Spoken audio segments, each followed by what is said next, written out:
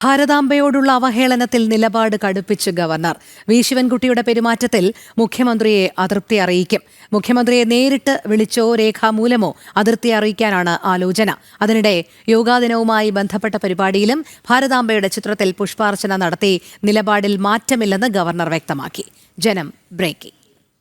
ഭാരതാംബയുടെ ചിത്രത്തിൽ പുഷ്പാർച്ചന നടത്തിയതിനെ ചൊല്ലി രാജ്ഭവനിലെ സകല പ്രോട്ടോകോളും ലംഘിക്കുകയും ഗവർണറെ അപമാനിക്കുകയും ചെയ്തതിന് പിന്നാലെ ഭാരതാംബയെ തുടർച്ചയായി അവഹേളിക്കുന്ന വിദ്യാഭ്യാസ മന്ത്രി വി ശിവൻകുട്ടിയുടെ നിലപാടിൽ കടുത്ത അതൃപ്തിയിലാണ് രാജ്ഭവൻ. പ്രോട്ടോകോൾ ലംഘനത്തെ മന്ത്രി മഹത്വവൽക്കരിക്കുന്നതിലും രാജ്ഭവന് പ്രതിഷേധമുണ്ട്.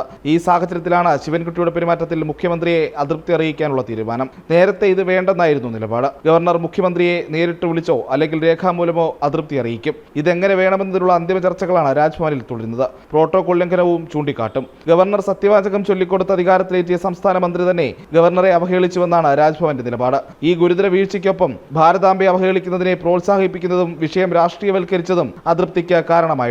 അതേസമയം ഭാരതാംബയെ ഒഴിച്ചു നിർത്തിയുള്ള ഒരു സമവായത്തിനുമില്ലെന്ന് പ്രവൃത്തിയിലൂടെ ആവർത്തിക്കുകയാണ് ഗവർണർ രാജേന്ദ്ര വിശ്വനാഥ് അർലേക്കർ. ഇന്ന് യോഗാ ദിനത്തിലും രാജ്ഭവനിൽ നടന്ന ചടങ്ങിൽ ഗവർണർ ഭാരതാംബയുടെ ചിത്രത്തിന് മുന്നിൽ ദീപം കൊളുത്തി പുഷ്പാർച്ചന നടത്തി. പ്രജിത് മോഹനൻ, ജനം, തിരുവനന്തപുരം.